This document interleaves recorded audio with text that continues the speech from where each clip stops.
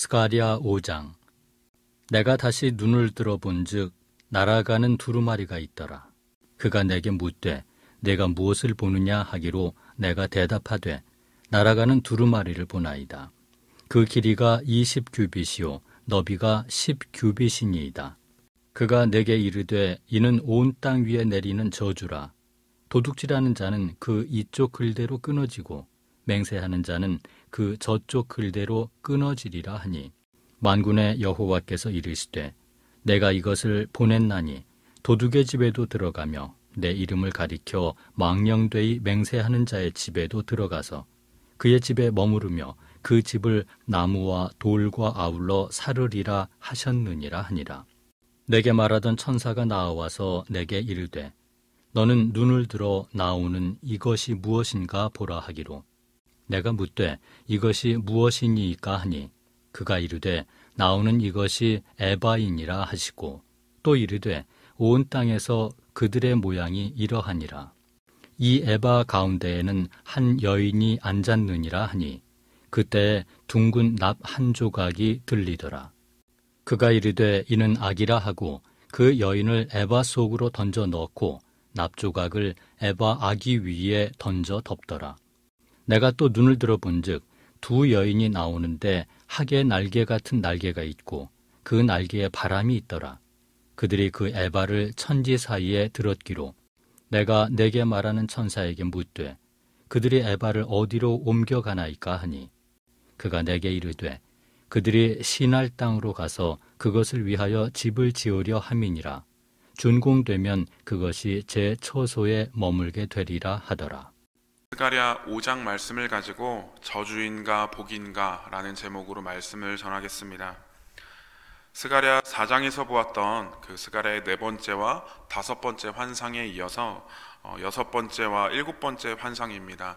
이 환상은 타락했던 당시 이스라엘 백성들의 문제를 다루고 있습니다.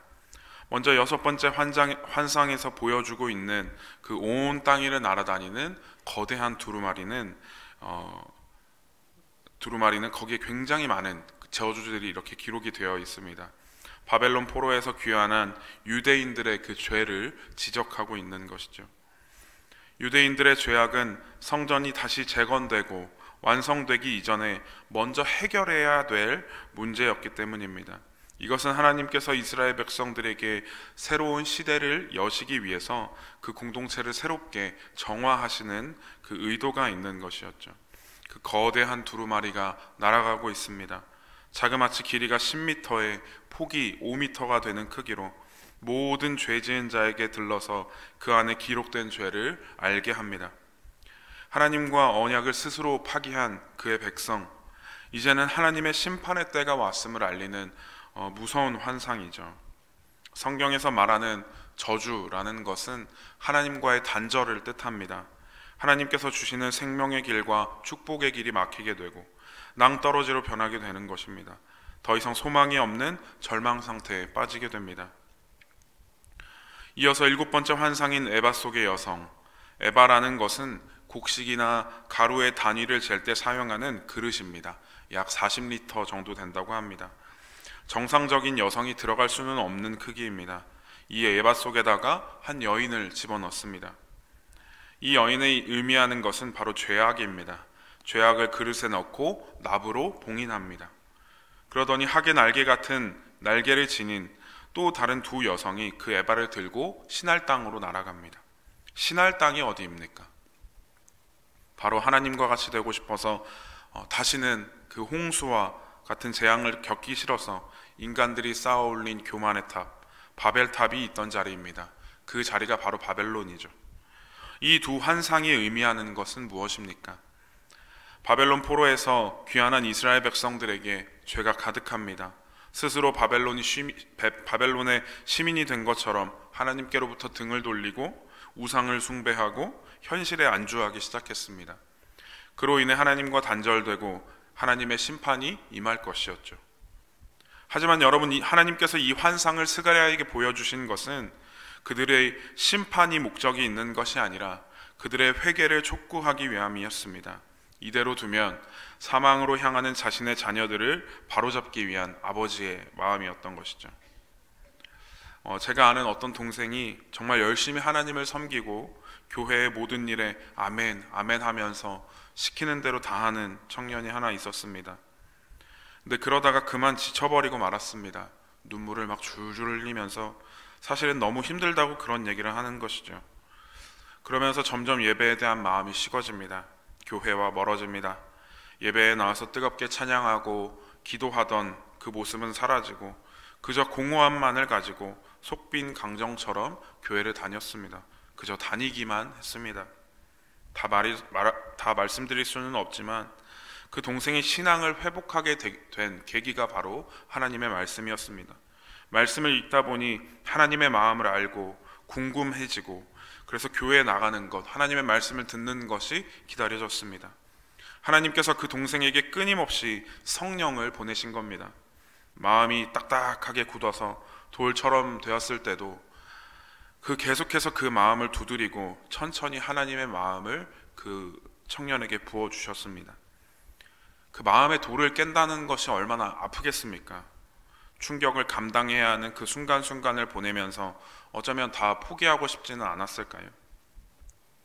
하지만 그렇게 해서라도, 그렇게 조금은 충격을 주어서라도 다 하나님의 아버지의 마음을 알게 하시는 하나님의 은혜, 하나님의 사랑인 것이죠.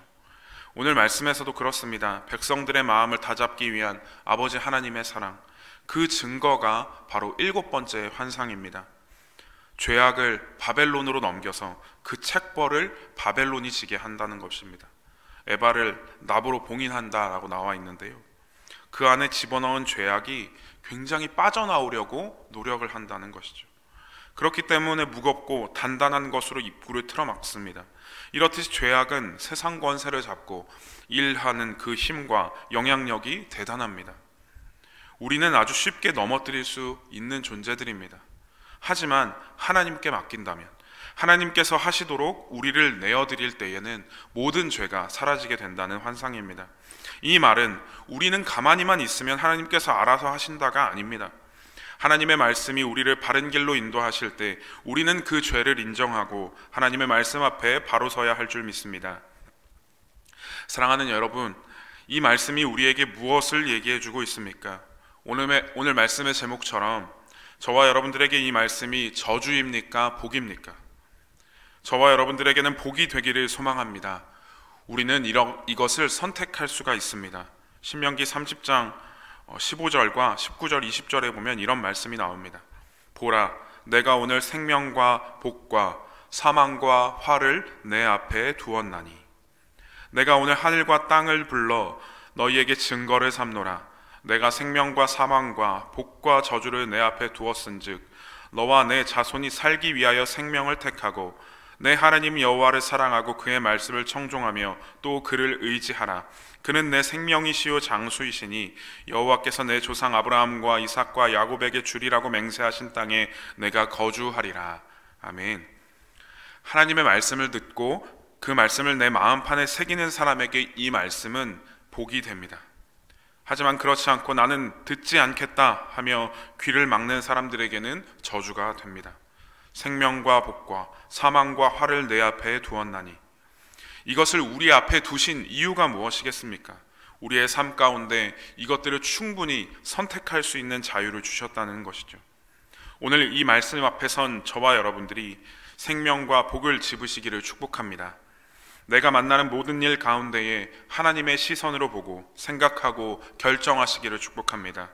그럴 때에 우리를 사랑하시는 하나님께서 11절에 나와 있듯이 그것이 제 처소에 머물게 되리라.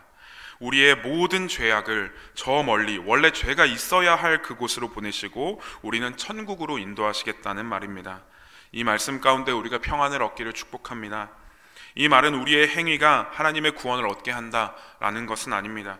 하나님의 말씀으로 하나님의 사랑을 깨달아 그 감사와 그 은혜로 우리의 삶이 기꺼이 하나님께 바쳐지기를 축복합니다.